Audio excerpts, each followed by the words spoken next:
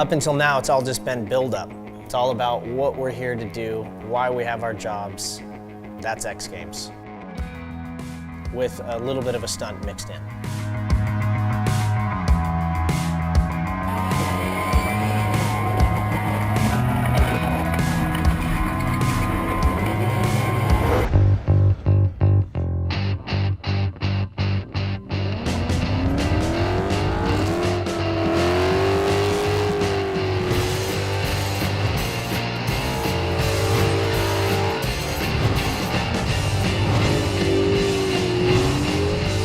Smoking tires in the streets to the sets of Hollywood and onto the racetrack and pretty much everything in between.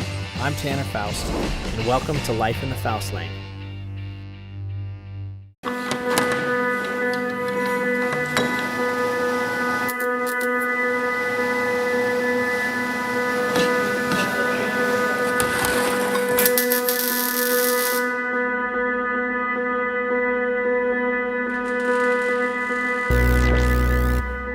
I'll be honest, on the X Games weekend was something I was a little bit nervous about when I saw it on the calendar, months out. It's like Hot Wheels, X Games, Hot Wheels, X Games, just overlapping each other.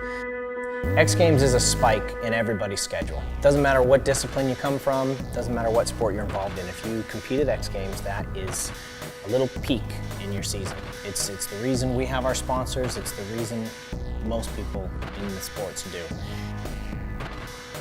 I mean, it's a great thing. But it's also an organism that's evolving. Okay, X Games is constantly trying to find the sports that are in the shadows but are cool, and they can shed some light on the sport and make it bigger than it ever has been before and be a part of that growth. So they're constantly dropping and picking up new sports. So if there's a year at X Games when the sport doesn't produce on TV or a cool show or some sort of groundbreaking achievement, then you got to worry that it may be going away. And that's happened with many sports throughout the history of X Games. So you want to make a good show, you want the track to be right, you want the right people to be involved. We have so many great X Games athletes in our sport, but it ultimately comes down to good racing. So that's what you hope for.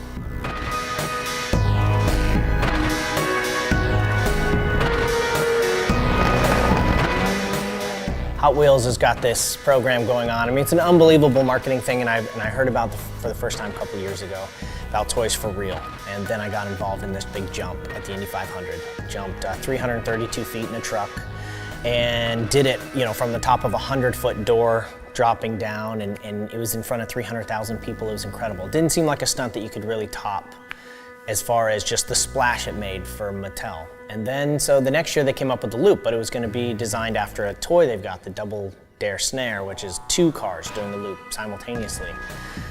On paper, looked ridiculous. In person, looked absolutely outrageous. It was truly an amazing stunt to be a part of, and it's a very committed stunt. It's one of those things that if you drop from 6 stories upside down, you're not walking away. There's no soft landing, I mean, who could turn down the opportunity to climb in a toy for real?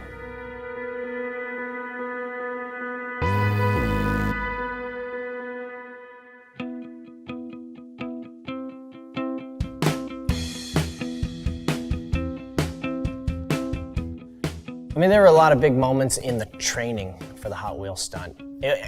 We were very nervous right up until the first car went through the loop, frankly.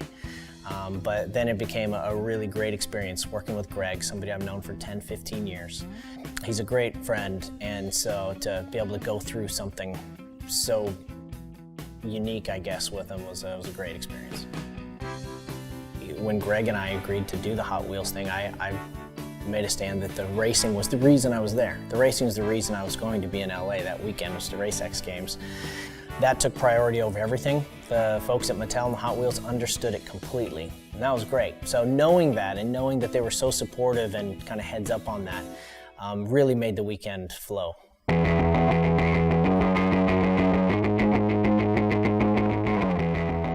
It reminded me of drifting. It reminded me of when I used to compete in drifting and before a qualifying run, and there's 15,000 people there, and basically the closer you come to crashing and dying, the better your score will be in drifting. And so it's this incredibly nervous feeling you get. And so I was sitting there on the line in my full yellow suit, and I had that same feeling. I could feel my heart pounding right out of my chest. And I learned in drifting to turn that into something positive, to try to convince yourself that the nervousness and the response that your body has, to that can only make you better at whatever you're gonna do.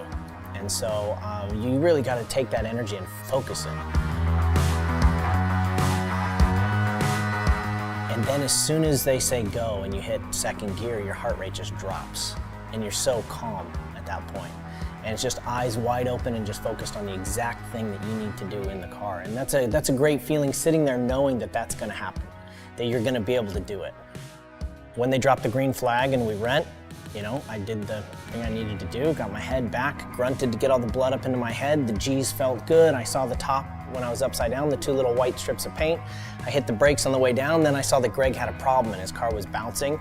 Lifted out of it a little bit, went back into the gas again behind him, and he jumped kind of sideways in the air, and I never got the power back, like a hose disconnected in the engine or something, and I barely made the jump.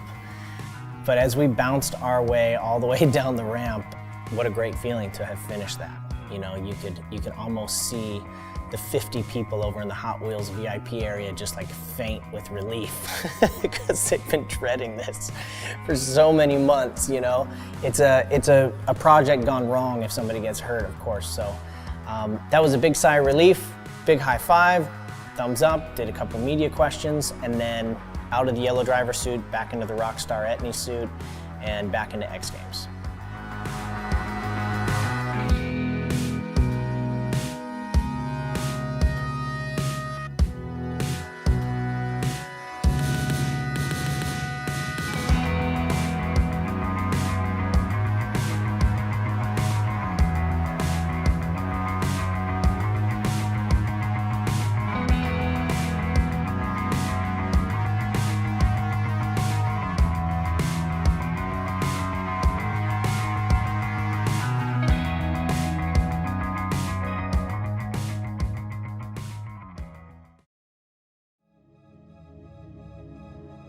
This year, for the first time, the X Games competition is actually part of a point series with the GRC. It doesn't change much in your mind's eye because it's really about doing well at X Games.